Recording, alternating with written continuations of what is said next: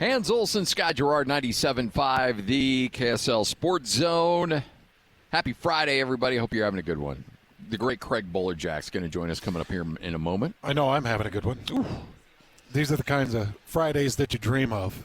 I think I already got the meat sweats. Perfectly cooked beef rib, a couple of pork ribs, a nice bed of funeral potatoes, really good cowboy beans. Yeah, I saw those baked beans. They're treating us like royalty here at RWB. Yeah, I almost feel like it's a day in the life of Craig Bolerjack. Yeah, it's not quite that good. Like, that's the top end of the top end. The great Craig Bolerjack joins us now, 97.5, the KSL Sports Zone. Bowler, how are you? Hey, guys, I'm good. Cold in Toronto, but what do you expect in March? Wind, it feels like the plains of Kansas, but you know what? It's just, life on the road, man. One stop's different from the other. And, we're going to head to Philly and Boston and finish in Memphis. It'll probably be 75 in Memphis, by the end of the middle of next week. So you kind of get the taste of north and south this time of year. You're paying for that nine-game homestand now, aren't you? Yeah. It was nice while it lasted. It kind of came and went. We played, 2 sets of back-to-backs, but still, Will Hardy said himself he felt like the Jazz kind of flatlined a bit the last couple of games and, getting back on the road, trying to get this team kind of regrouped. There's 20 to play, including tonight, 20, which is amazing. 62 down and 20 to go. And, where do you go from here? You just continue to try to develop and then keep your eye on the lottery and, no guarantees, but guys, that's what the plan is. That's where we're going, and that's what they're doing. Well, when you look at this team and what this team is trying to build right now, and how they're coming together, and you have nights when you don't have Markkanen and you don't have Sexton and you don't have Keontae and Clarkson, and you just go down the list of guys that are out, but then you're seeing some youngsters step up and take advantage of these opportunities, and I think this will pay dividends down the line. It may not be tomorrow, may not be tonight or next year, but I think the work you're putting in right now is going to eventually pay off in a big way. Yeah, I think that's what the other part of the plan is, introduce them to what the life of an NBA player is and how difficult it is to actually make a roster and the work that has to be put in to stay on an NBA roster, and especially the Utah Jazz roster. One positive in Washington, despite the loss, it was the first time that this rookie class, all three scored in double figures. And Johnny Juzang had a career night from the floor, third year, out of UCLA. So, you can always look at some positives. You can sit here and just look at negative. And the losses don't tell the entire story of what's going on. And I think it's important to say, too, the Jazz were as shorthanded as any team in the NBA, and they have been throughout the year with, injuries, planned rests, etc. And it is good to see a Filipowski, an Isaiah Collier, a Johnny Juzang, and even a Keontae George, just get the opportunity to actually say, look at me, I belong, and will they stay on this roster? Who knows? I mean, what a summer this will be as they continue to collect the, quote, data points to indicate, where do they stand in the NBA? Do the Jazz want to roll the dice on another year or two of development? But then who do they bring in, in the draft? And do they play with free agency or trades, which they have potentially several players they could move. So, Danny Ainge, Justin Zanuck, it's going to be another busy summer. I feel like I say that all the time, and I guess in reality, guys, it is. It started, after Quinn Snyder left. It started actually, when they moved Donovan and they moved Rudy. I mean, it's been busy. I mean, it's been 3 or 4 years of constant change, and you hope the Jazz find some balance sooner than later. So, Scotty, one of my favorite moments from that Jazz-Washington game the other night, Isaiah Collier had the ball at the top of the perimeter, and it was moving around a little bit. Alex Sarr rotates out to the perimeter. Bull, you remember this. Yes. Alex Sarr, number 2 overall pick, 7 foot, very athletic big man, rotates out to the perimeter, and Isaiah Collier goes by him like he's not even there. It was crazy. Blew by him so quick that all Sarr could do was turn around and yell at the rim to watch out. And then there was a battle over a ball. I think it was a 50-50 ball. I think they were both trying to scoop it up. And Collier wraps that thing up. Who did he throw to the ground, Bowler? He threw somebody to the ground. Yeah, I'm trying to think. I can. I'm going to look. Yeah, yes. Where's my sheets? I'm going to go back. Keyshawn, it was George? Yeah, it was George. And then they had to review it for a potential hostile act because, and again, it drives me crazy in the league where anybody who gets thrown to the ground, they have to stop the game. Yeah, and wait I know a Jerry minute. Sloan would just sit there and go, please, please. Yeah, it is what it is. I know they're trying to protect players, but that's just good old-fashioned let's get down and dirty basketball that the Jazz must have if they're going to compete for titles. I mean, how did Boston get there last year? What about OKC this year? Unbelievable, tenacious defense. You want a player like Isaiah Collier to have a little nasty side to him, and that's okay. I mean, you want to play hard. You want to continue to, retrieve the ball and fight for the ball. And I sometimes shake my head, but that is the NBA today. And it was not quite that way, 15 years ago. But it's more of an offensive player's game, and they're going to look at any play that they think may have caused harm or listen to a coach who will bark that same, trying to get an advantage, right, on a call. And so, yeah, I like the way Isaiah plays, guys. I mean, he'd be a pretty good safety. I'd put him even as a tough, smaller outside backer who would chase down anybody. I mean, the guy is built. He's about 210, probably 6'4", on a good day, but he's competitive. And you know what? That's what the Jazz want. They need those type of players, and he's beginning to find his voice, and I think also he's becoming a leader. Hard to do that as a rookie. And I think the players, obviously what you do on the floor resonates into the locker room, and I think he really has picked that up, and I think the respect is there. I asked Booner in the crosstalk that night, I said, were you as tough as Isaiah? Oh, hell yeah. And Booner just went nuts. He's like, what do you think? Of course I was as tough. Think? I was a lot tougher. Oh. Yeah. He's still tough today, man. Oh, If yeah. someone looks at him cross-eyed, I go, whoa, whoa, whoa, Yeah. simmer down. But no, Simmer it's down. funny. He still has the competitive edge. And look, most people at that level you're gifted with that because that's how you get to that level. And I think in the world we're living today is, when you're in AAU ball at 13, 14, 15, and then all of a sudden, you make a one-year stop or a one-semester stop or so into college, you still don't know who you are. How tough are you? You feel confident, but then you realize they're going to knock you down a notch or two in the NBA because you're going to have to prove yourself. And some players do prove themselves, and others just kind of, in 3 or 4 years, you ask, gosh, what happened to so-and-so? Well, yeah, he's overseas now. Well, didn't pass the test. And that's what the Jazz are trying to do here. Who wants to pass the test? Who will pass the test? And I think Isaiah Collier, I'll step back for a second. What did Will Hardy say a week or two ago? Who wants to graduate? It's time to graduate. Maybe it's time to hand Isaiah maybe a diploma. I think he's getting close, of showing what he is as a rookie in this league. And how much more he can develop will be probably one of the most interesting off summers we've had with him, obviously.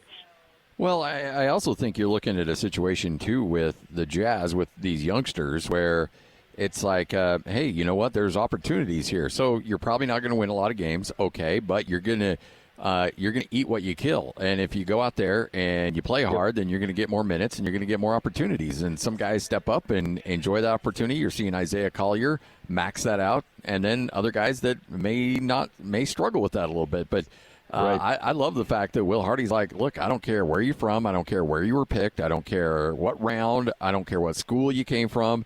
You come in here, you bust your butt, you're going to get opportunities. Yeah. I think it's one of the strongest comments he's had all year.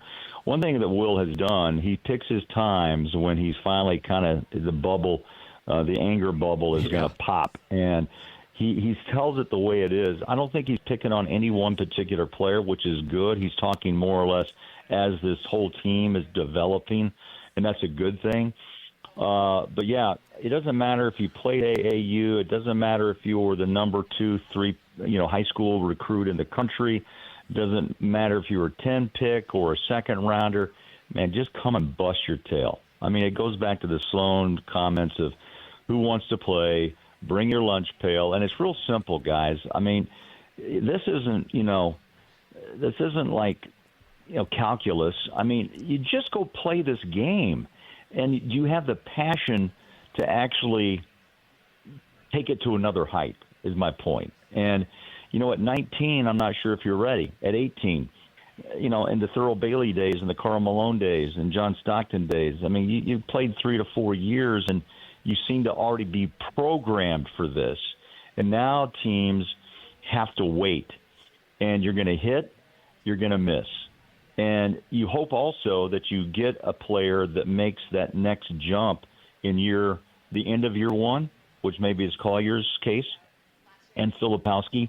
But look what Walker did in year 3. The sophomore slump hit last year, shoulder injury early, and then all of a sudden he's developed into a little bit more of a wow factor that this guy's for real. And that's, again, some players take longer. I think the Jazz are hoping that some of these guys are on a fast track because it would really help, obviously, the development of this franchise and who they want, who they're going to surround who with, and make some tough choices because it's coming. There's no doubt about that.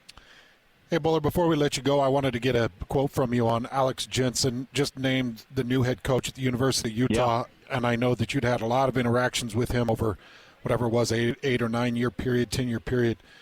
Your thoughts on Alex Jensen now being a head coach at the NCAA ranks and what Utah fans should expect to get from him?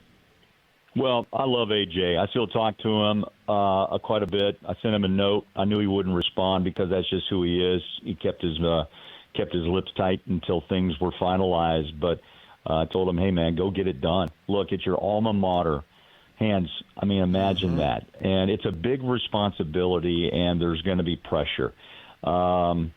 I think he'll surround himself. He has a lot of coaches that he knows in the NBA that may be interested to join this journey or outside of who he might have played with. Andre Miller comes to mind, but I think what he brings is a toughness.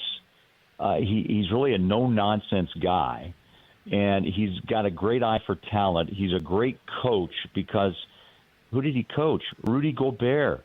I mean, look what he became. And I think what the biggest challenge for any coach in college today is the NIL, right? And he's going to have to have people surrounded with him about what that actually entails, but also a recruiter that can impress and get the door open, and then AJ, like what Majerus did, walk in and close the deal, right?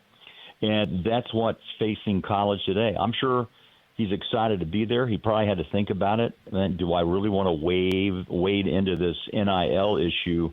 And how much money do we have? And how much support do I have from the alums? But I think this is a really interesting turning point for Utah basketball. The other part of this is what happened to BYU, is that that coaches now can say, I've been to the NBA. I know what it takes to be an NBA player, and I'll help you get there. That's probably going to be the best selling point, in my opinion, that Alex has, and whoever he surrounds himself with, that these guys are going to be able to coach them to know they've been there and that you have the talent, and I'm going to help you find your way. That's the selling point today, along with the NIL money that comes with it. So it's going to be a tough job. But you know what? AJ, I think, is built for it, man. I really do. I mean, he coached with Quinn, was with Will for a year. He's been down with Dallas with Jason Kidd. I mean, I think he's prepared and ready to go. I'm excited for him.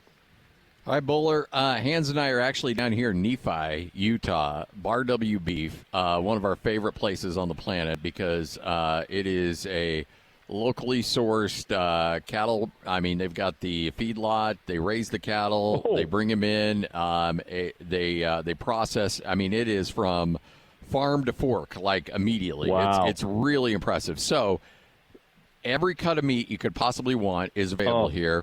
Craig Bolerjack walks into his favorite steak restaurant, okay?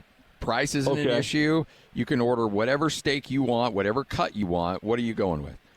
All right, I'm going triple platter. Okay, I'm going. I grew up on T-bone. That's Kansas City. The strip. I never got really crazy about the KC strip, but I like the T-bone, the ribeye, and then you've got to throw in brisket burn-ins for me. All right, can you package that and send it to Philly so when I get there, it'll be waiting? Done and done. Get you some Utah beef in Philly, man. It's the only way to do it. Oh, I mean, Hans, I don't know what you're picking, but and Scotty, because you guys are, barbecue, very picky. You guys are like masters. We're snobs. Yeah. Yeah. Okay. But break out into a beef sweat if you have to. I'd sample everything while I was there if I could. I'm sure you already have. In ours, we speak. Yeah, we're doing that. Yeah.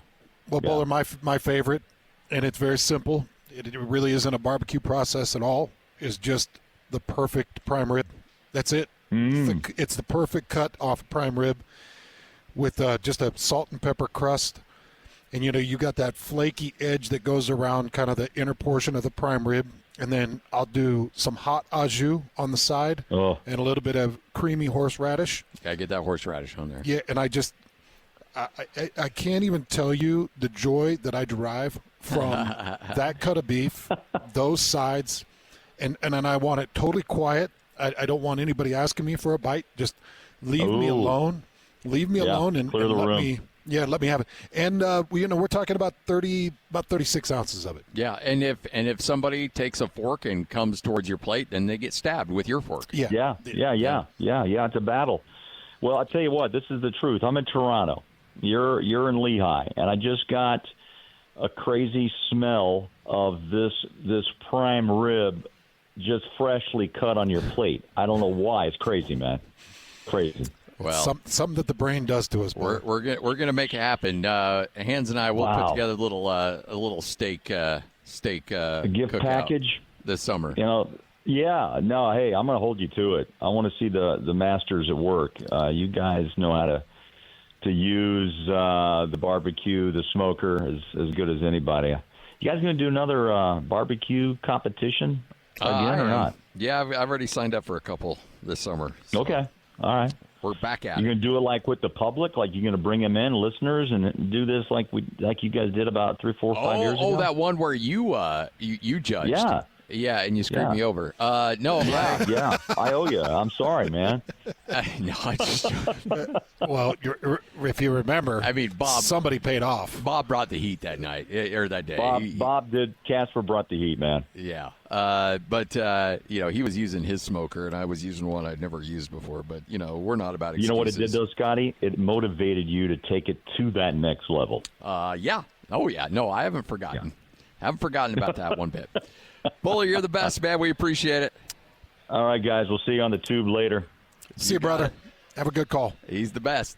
Craig Bolerjack right here on 97.5, the KSL Sports Zone, live here at Bar WB. But you can't get any better than I dare say we have got the you as a Jazz fan have the coolest broadcasting crew. Whether it's you got Thurl, you got Bowler, and then you got Booner. Yep. 3 for 4 ain't bad. People are lucky. Yeah. I'm just kidding. David, we love you too. Are you, though? Hans and Scotty. 97.5, the KSL Sports Zone. It's time to saddle up and talk about the winners and the losers. This is the good, the bad, and the ugly. Now, here's the good.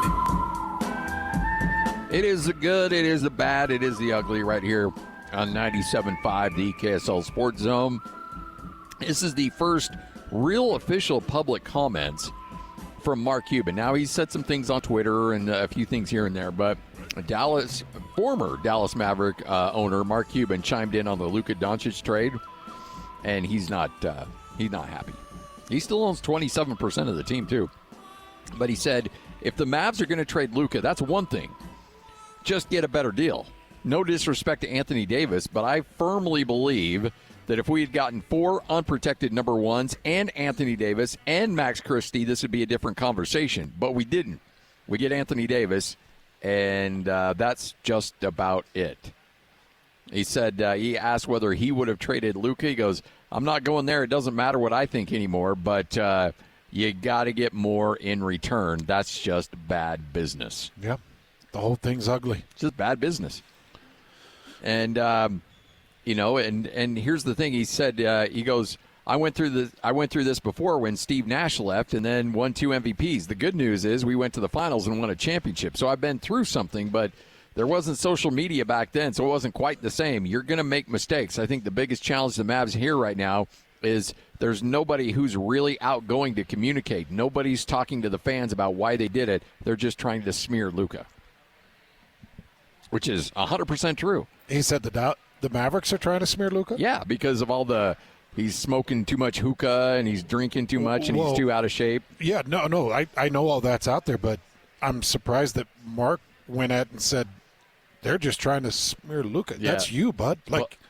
You're still there. Yeah, you still own almost a third of the team. You're still THEIR, bud. But I still think he looking at it like, hey, if I'm going to be part of a business, I want to see it run right. And right now, I don't get to make decisions, and I don't like the way it's being run. And he's right. It's one thing to trade Luka.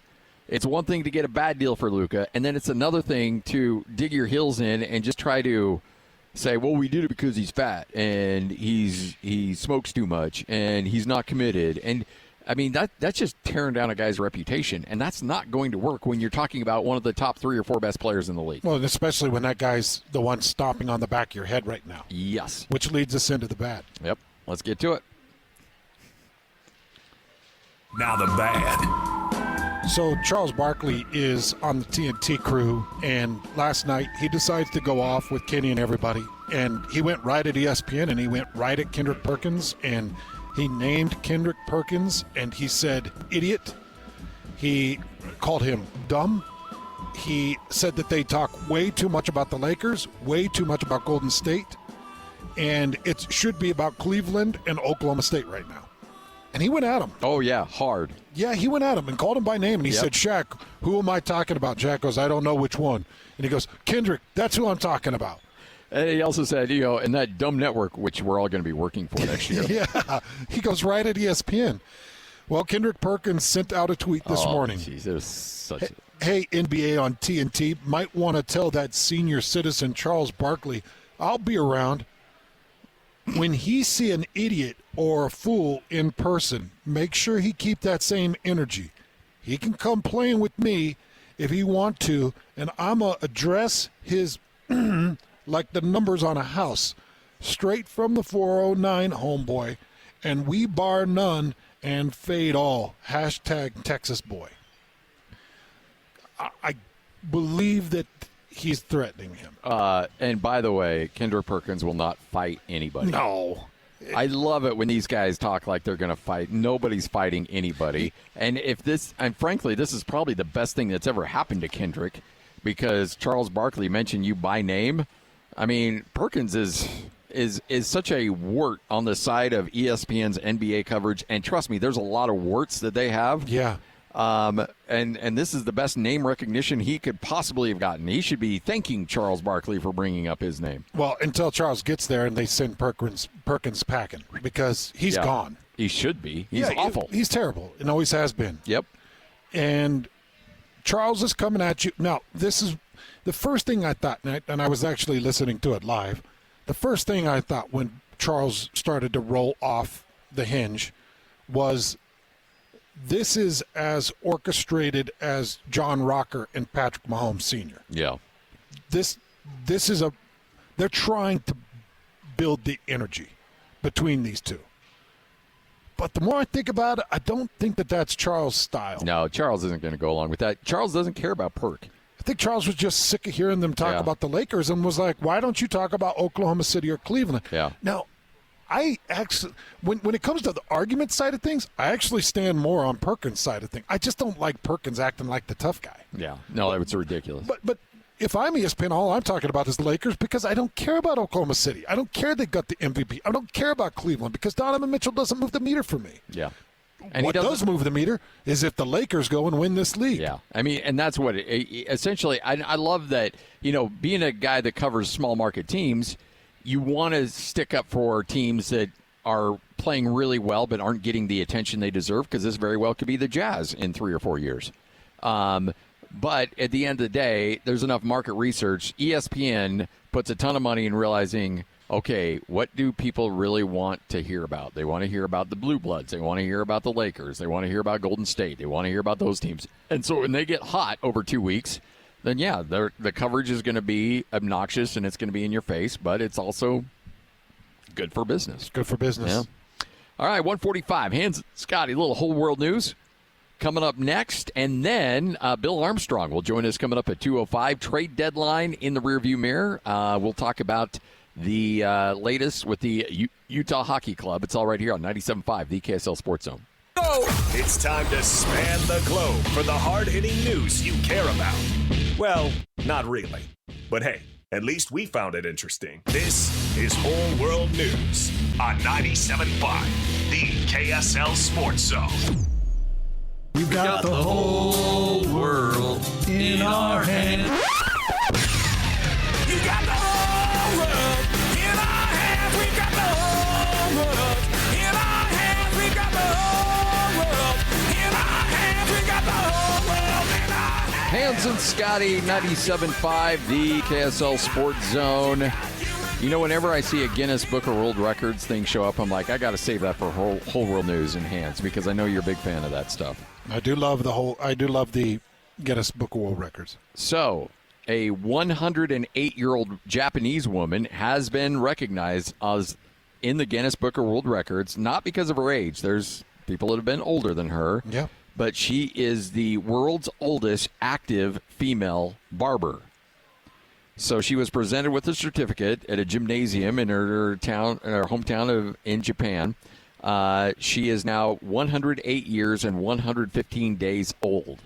Her shop's regular customers all gathered to celebrate with flowers. They even bought her a cake.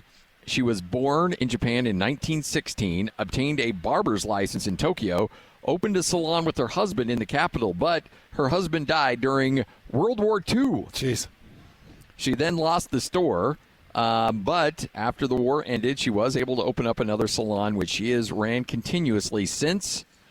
She is so well known in Japan that back in 2021, when the city she was at took part of the Tokyo Olympics, she was one of the torchbearers. Oh, my gosh. So she's incredibly famous and still will cut your hair. You go in and you ask her to cut your hair so you can look like Gordon Hayward, and you come out looking like Jackie Onassis.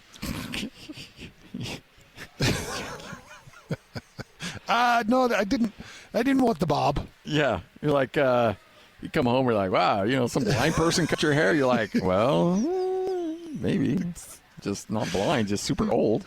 You come out and they're like, why is the scissors stuck in your head? You're Don't worry about that. Well, scalp wounds really bleed a lot, don't Can they? you imagine the arthritis in the hands with cutting with those scissors? I don't know. She looks. My gosh, She looks pretty good for 108. She doesn't look 108.